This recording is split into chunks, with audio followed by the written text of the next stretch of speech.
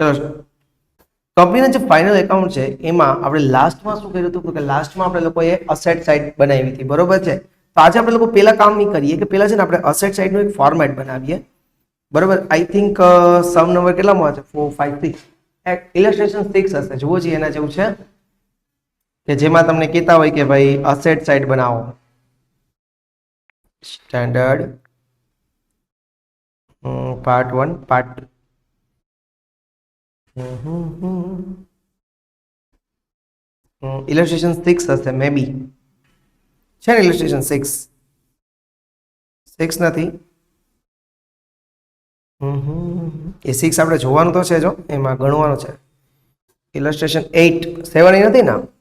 ચાલો 6 ને 7 આપણે લોકો જોવાના તો છે જ, બરોબર છે. લાસ્ટમાં જોશું આપણે. અત્યારે આપણે લોકો કરીએ છીએ ઇલસ્ટ્રેશન નંબર 8, બરોબર છે, જેમાં તમને શું કહે છે? Prepare statement indicating assets of balance sheet, બરોબર છે. બેલેન્સ શીટની અસેટ સાઇડ બનાવવાની છે, તો આપણે લોકો પ્રેમથી વિધાઉટ વેસ્ટિંગ ટાઈમ બનાવીએ છીએ, બરોબર. તો ચાલો લખીએ, સાથે જ બનાવશું. જેટલા સમ હશે ને એ બધા આપણે જાતે લખશું, બરોબર છે. બેલેન્સ શીટ જેટલી વાર લખશું ને એટલું પ્રેક્ટિસ પડશે.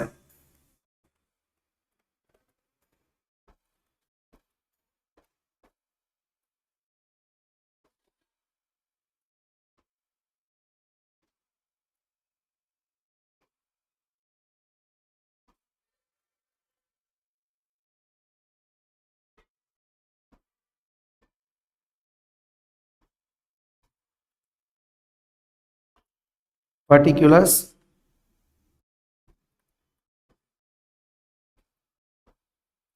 note number, amount rupees, amount rupees. હવે આપણે લોકો શું કરીએ છીએ ફ્રેન્ડ્સ? લખતા જઈએ છીએ, જેટલું લખશો ને એટલું વધારે આવડશે. ઓકે, કઈ સાઈડ છે પેલા તો કે અસેટ સાઈડ. અસેટ સાઈડ છે બે પાર્ટમાં ડિવાઈડ હતી. પહેલી કઈ હતી? Non current asset.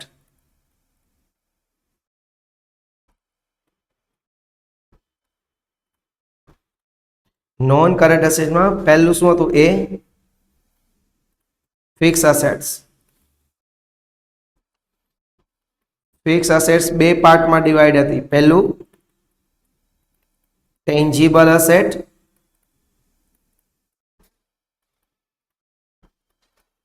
બે ત્રણ લાઈન છોડી દઈએ કારણ કે એમાં આપણે બધી ડિટેલ્સ ભરશું, બરોબર. Intangible asset.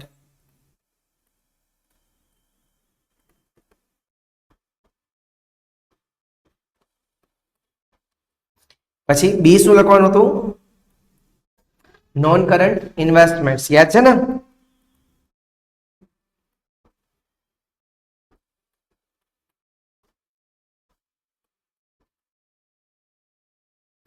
એની નીચે બે ત્રણ લાઈન છોડી દો. આવી જ રીતના સમ કરવાનો, બરોબર. C long term loan and advances.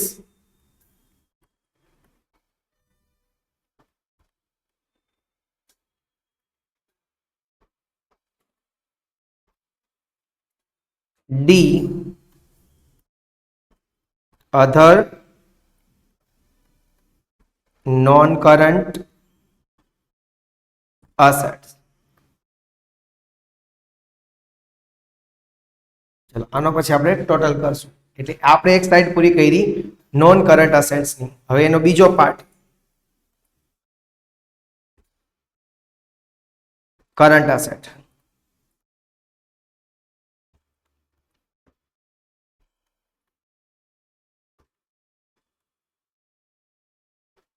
એમાં કરંટ અસેટ્સ ના પાર્ટ પાડીએ. એ શું હતું? Short term investment.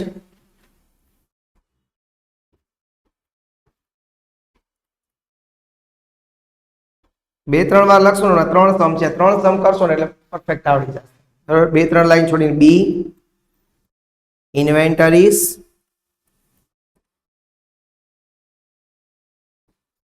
C trade receivable,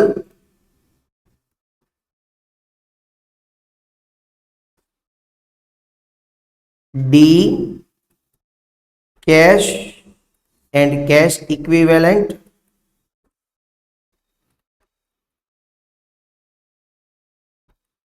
D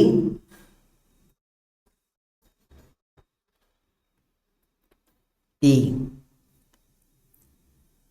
short term loan and advances,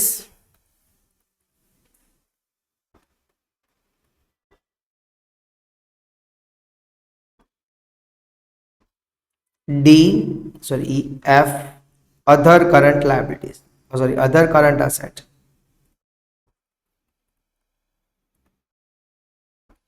clear? Done છે? આવડ્યું ને? ચલો કરી લે પ્રેક્ટિસ. બસ આ ફોર્મેટ આવડી ગયું, હવે મૂકવાની છે અમાઉન્ટ, બીજું કાંઈ નથી. ઇલસ્ટ્રેશન નંબર કેટલામાં આવે છે? 8. ચાલો કરીએ પ્રેક્ટિસ. ફિક્સ અસેટ્સ ટેન્જિબલ છે 8 લાખ, તો એ તો હેડિંગ જ આપ્યું ને, હેડિંગ વાઇઝ જ છે. તો આપણે લોકો શું કરીએ, ફિક્સ અસેટ્સ એમાં ટેન્જિબલમાં અમાઉન્ટ લખી નાખીએ 8 લાખ. ફિક્સ અસેટ્સ ટેન્જિબલમાં અમાઉન્ટ કેટલી લખી નાખવાની? 8 લાખ. થઈ ગયું? એના પછી આગળ કેશ એન્ડ કેશ ઇક્વિવેલન્ટ 60,000. ચલો એ હેડિંગમાં જ છે, cash and cash equivalent D માં 60,000. પછી long term loan and advances 34,000. Long term loan and advances non કરંટમાં સી છે 34,000. એના પછી ઇન્વેન્ટરી 43,000. ચલો ઇન્વેન્ટરી હેડિંગ વાઇઝ જ આપ્યા છે. કરંટ અસેટ્સ ની અંદર બી ઇન્વેન્ટરીઝ 43,000 આવ્યું. એના પછી અધર નોન કરંટ અસેટ્સ 31,000. અધર નોન કરંટ અસેટ ડી છે 31,000 ના. ટૂંકમાં હેડિંગ વાઇઝ જ આપ્યું છે. અહીંયા આપણને શું શીખવાડે છે કે ભાઈ આપણે લોકો એક છે એક શીખી જાય ફોર્મેટ એમ. Non current investment 27,000. Non current investment પણ લોંગ ટર્મમાં છે 27,000. પછી કરંટ ઇન્વેસ્ટમેન્ટ 29,000. ચલો કરંટ ઇન્વેસ્ટમેન્ટ એટલે કે શોર્ટ ટર્મ ઇન્વેસ્ટમેન્ટ બરોબર છે 29,000. કાલ આપણે એના અલગ અલગ નેમ લખ્યા હતા, કરંટ, શોર્ટ ટર્મ, ટેમ્પરરી. પછી ટ્રેડ રિસીવેબલ 56,000. ચલો ટ્રેડ રિસીવેબલ એ પણ આપણી પાસે ઓલરેડી છે જ. કેટલા છે? 56,000. પછી short term loan and advances 40,000. Short term loan and advances એ પણ હેડિંગ વાઇઝ જ આપ્યા છે. કેટલા છે? 40,000. બરાબર, E short term loan and advances. પછી other current assets 10,000. Other current assets એના પછી જ આપી છે કેટલી? 10,000. Fix assets ઇનટેન્જિબલ 50,000. ઇનટેન્જિબલ છે એટલે આપણે ઇનટેન્જિબલ અસેટ્સ લખીએ કેટલા? 50,000. ક્લિયર થઈ ગયું? બધી અમાઉન્ટ પૂર થઈ ગઈ. હવે આ નોન કરંટ અસેટ્સ જેટલા છે ને એનો ટોટલ આપણે બહાર કાઢશું. 8,50,000, 27,000, 34,000 અને 31,000. કેટલો ટોટલ થાય છે? 8 લાખ. હા, 9 લાખ. તમારે આવે જ ને? તમારે આવે ને 9,42,000 નિશી. ચાલો હવે અસેટમાં જો આ બધાનો total A B C D E અને F નો ટોટલ ખરજી બધામાં બધામાં 1000 તો છે ને, ખાલી એટલા જ કરાય. 29 પ્લસ 43 પ્લસ 56 પ્લસ 60 પ્લસ 40 2,38,000. હવે આ બેનો ટોટલ 2,38,000 પ્લસ 9,42,000. સોરી 1,000 અહીંયા રહી ગયા. 10,000 કાઉન્ટ કર્યા હતા ને લાસ્ટ ના.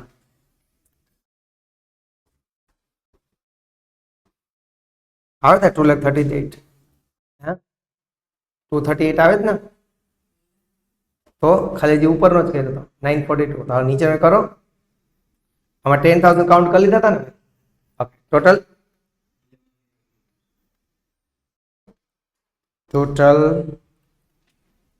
of asset side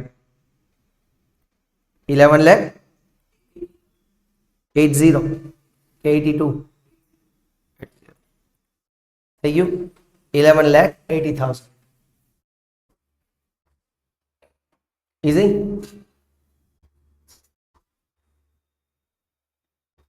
ચલો ડન. એના પછીનો પાછો સમ કરીએ. ઇલસ્ટ્રેશન નંબર 9 આઈ થિંક એના જેવું છે. Prepare statement asset side. ચાલો ઇલસ્ટ્રેશન નંબર 9. ઇલસ્ટ્રેશન નંબર 9 પાછું ફોર્મેટ બનાવીએ. Balance sheet.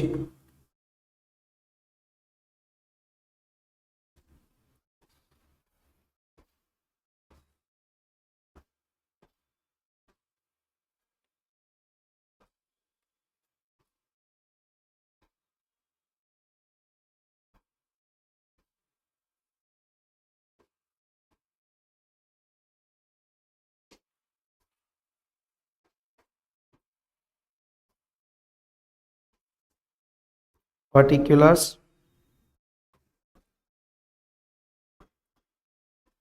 note number, amount rupees,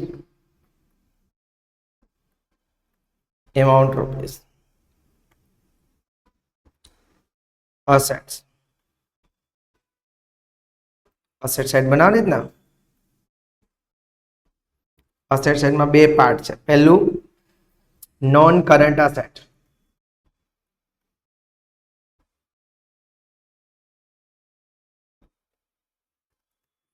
non current assets પહેલો પાર્ટ એ ફિક્સ્ડ assets.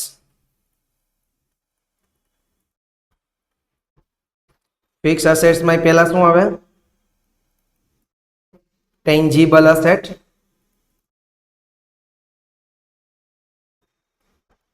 બે ત્રણ લાઈન છોડી દો.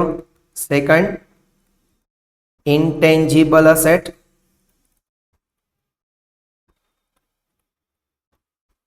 ક્લિયર થયું? બી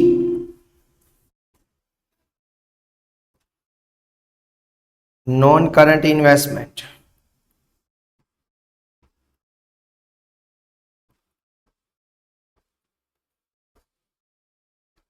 બે ત્રણ લાઈન છોડી દો. C long term loan and advances. D મારી હારો લખતા જજો તો ને ફટાફટી થાય. અધર નોન કરંટ assets. ચાલો એટલે એક પાર્ટ પૂરો. બીજું શું લખવાની છે? Current asset.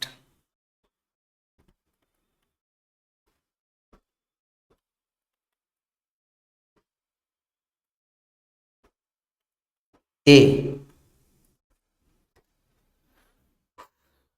Short term investment અથવા કરંટ ઇન્વેસ્ટમેન્ટ.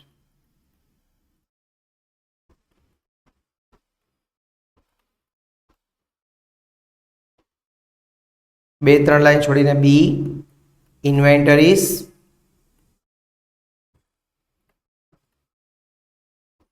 બે ત્રણ લાઈન છોડીને C trade receivable.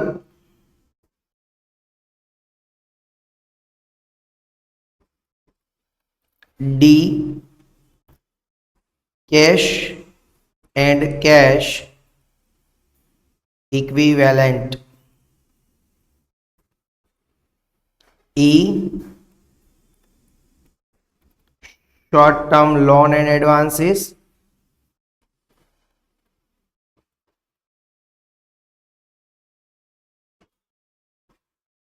F other current assets. Clear? થઈ ગયું? બસ ફોર્મેટ બની જાય એટલે અમાઉન્ટ ભરવાની છે, બીજી કઈ વાત છે નહીં. હાલો ભરીએ અમાઉન્ટ ભેગા થઈને બધા. ચલો પહેલું ઇન્ટરેસ્ટ અક્રુ. ઇન્ટરેસ્ટ અક્રુ નો મતલબ શું થયો? તો કે ઇન્ટરેસ્ટ આપણને મળવાનું બાકી છે. ઇન્ટરેસ્ટ આપણને મળવાનું બાકી હોય એટલે આપણું રિસીવેબલ કહેવાય. અને આ શોર્ટ ટર્મ રિસીવેબલ છે એટલે મેં તમને શીખવાડ્યું હતું, યાદ આવતું હોય તો. શોર્ટ ટર્મ રિસીવેબલ માટે મેં તમને અહીંયા અધર કરંટ અસેટ્સમાં લખાયું હતું રિસીવેબલ, યાદ હોય તો, કે ઇન્કમ રિસીવેબલ હોય તો અહીંયા આવશે. તો અહીંયા લખશું ઇન્ટરેસ્ટ અક્રુ. ઇન્ટરેસ્ટ એક્રુ કેટલું છે? 3000 ને મેં આ વર્ડ માંથી પીડીએફ કરી છે એટલે મને કહેતા રહેજો કોક વાર ભૂલ આવી જાય તો. ચલો પ્લાન્ટ અને મશીનરી એ પણ આપણે શું છે લોંગ ટર્મ અસેટ છે ને ટેન્જીબલ. તો આપણે લોકો શું કરશું નોન કરંટ અસેટ્સ ની અંદર એટલે કે એ ફિક્સ અસેટ્સમાં ટેન્જીબલ છે ને એની અંદર લખશું પ્લાન્ટ એન્ડ મશીનરી. કેટલી amount 6 lakh. Easy. Cash on hand 37,000. Cash on hand ક્યાં લખશે હમણાં જ વાંચ્યું હતું ને cash and cash equivalent. Format લખતા આવડી ગયું હોય ને યાદ રહી ગયું હોય ને તો આ બધું એની મેળે મેળે ભરાતું જશે. કેશ ઓન હેન્ડ કેટલી અમાઉન્ટ છે 37,000. એના પછી ટ્રેડમાર્ક. ટ્રેડમાર્ક આપણે શું કહેવાય અસેટ. યાદ હોય તો ગઈકાલે આપણે ડિસ્કશન બહુ લાંબુ હલાવ્યું ઇનટેન્જીબલ અસેટ. એમાં લખીએ ટ્રેડમાર્ક. કેટલા રૂપીસ છે 20.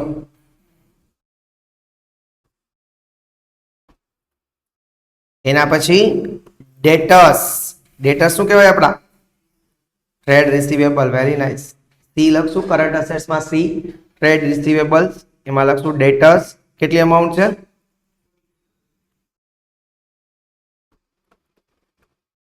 ચાલો પછી 10% નર્મદા બોન્ડ. આ યાદ છે કોઈને 10% નર્મદા બોન્ડ. કાલ બહુ ડિસ્કશન કર્યું હતું યાદ છે.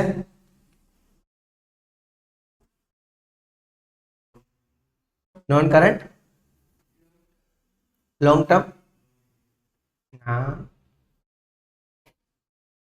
નર્મદા બોન્ડ એટલે ગવર્મેન્ટની સિક્યોરિટી. આના વિશે મેં કીધું હતું કે આમાં આપણે રૂપિયા ઇન્વેસ્ટ કર્યા હોય એટલે આપણા નોન કરંટ ઇન્વેસ્ટમેન્ટ છે. બરોબર. ગઈકાલે આપણે વાત કરી હતી લાંબુ ડિસ્કશન હલાવ્યું હતું 10% નર્મદા બોન્ડ. જો ઈઝી લેસન આમાં એક માર્ક નો જવો જોઈએ. 10% નર્મદા બોન્ડ્સ કેટલા થશે 70,000. ક્લિયર. ચાલો લૂઝ ટૂલ્સ શું કહેવાશે લૂઝ ટૂલ્સ આપણી. લૂઝ ટૂલ્સ આપણી ઇન્વેન્ટરીઝમાં. હા કાલ ડિસ્કશન એ કરાયું હતું. ઇન્વેન્ટરીઝ ની અંદર લખો લૂઝ ટૂલ્સ. કરંટ અસેટ્સમાં બી. કેટલી અમાઉન્ટ છે 18,000. ચાલો એના પછી telephone deposit. Telephone deposit inventories.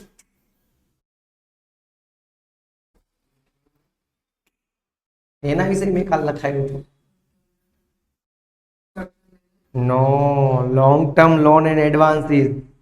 ખાલી યાદ નથી કર્યું કે ડિપોઝિટ પછી એનો આખો મિનિંગ સમજાયો હતો. બરોબર છે. એમાં 3 ડિપોઝિટ હતી ટેલિફોન ઇલેક્ટ્રિસિટી ને કસ્ટમ. પછી એના ઉપરથી મેં ક્વેશ્ચન પૂછ્યો તો પબ્લિક ડિપોઝિટ નો. ટેલિફોન ડિપોઝિટ કેટલી અમાઉન્ટ છે 30,000.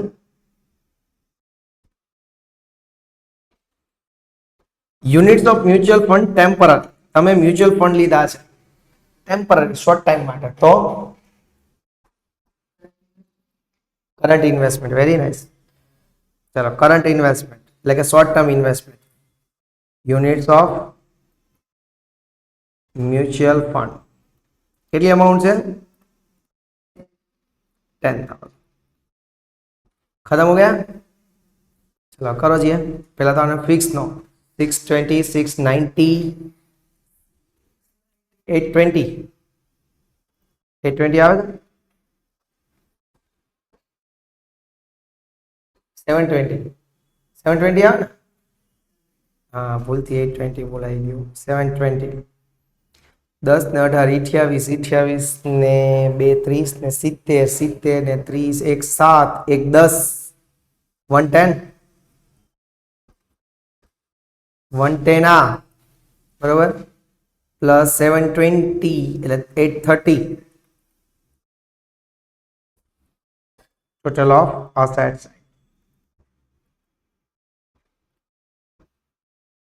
તમે હોમવર્કમાં કરીને આવતા હોય તો આપણે 10 મિનિટમાં પૂરું થઈ ગયા. 3 પણ નહીં આપણે એટલે કરીએ છીએ કે મારી આરે લખશો ને તો પ્રેક્ટિસ પડતી જાય. બરોબર. ચાલો હવે એના જેવો જ છે પાછો એક્સરસાઇઝ.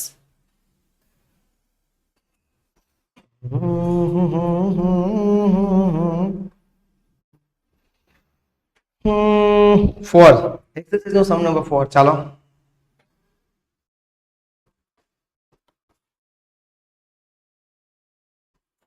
Balance sheet. આ 3 ફોર્મેટ 3 સમ કરી લઈએ એક આરે એટલે બધું ગોખાઈ જાય, મગજમાં છપાઈ જાય કે એમાં હું એન્ટ્રી આવશે. હજી ઓલા જે છે ને ઓલા બધી ડિટેલ્સ વગરના સમ એ આપણે કરવા છે. તમારી એક્ઝામ પતી જાય ને પછી એટલે વધારે પ્રેક્ટિસ થઈ જાય, પછી તમને કોઈ બીટ ન કરી શકે. પર્ટિક્યુલર્સ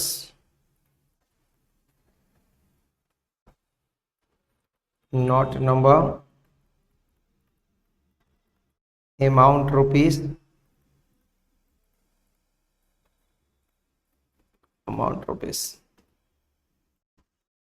અહીંયા આપણે લોકો લખશું એસેટ સાઇડ. મોઢે લખવાની ટ્રાય કરજો. Part 1 non current assets. ચલો એમાં સૌથી પહેલા એ ફિક્સ અસેટ્સ.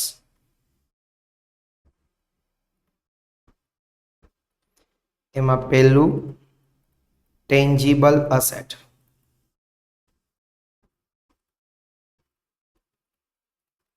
બે ત્રણ લાઈન છોડીને ઇનટેન્જીબલ અસેટ્સ. બી બે ત્રણ લાઈન છોડતું જવાનું. શું લખશું? લોંગ ટર્મ ઇન્વેસ્ટમેન્ટ અથવા તો લોંગ ટર્મ ઇન્વેસ્ટમેન્ટ. બે ત્રણ લાઈન છોડીને C long term loan and advances.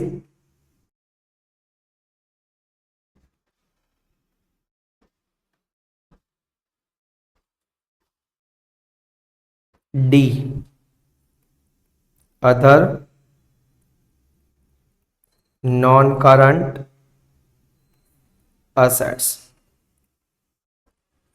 Non current ખતમ. Part 2 current asset.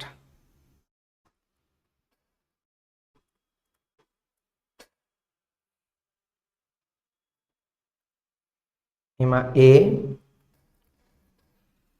Current investment અથવા તો short term investment.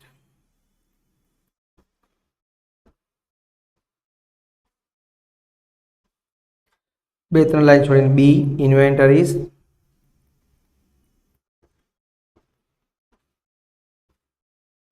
C trade receivable.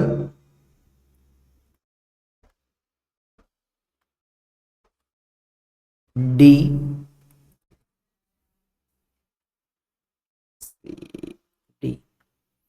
cash and cash equivalent.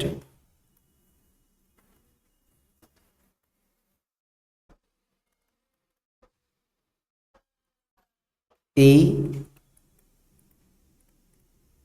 short term loan and advances. F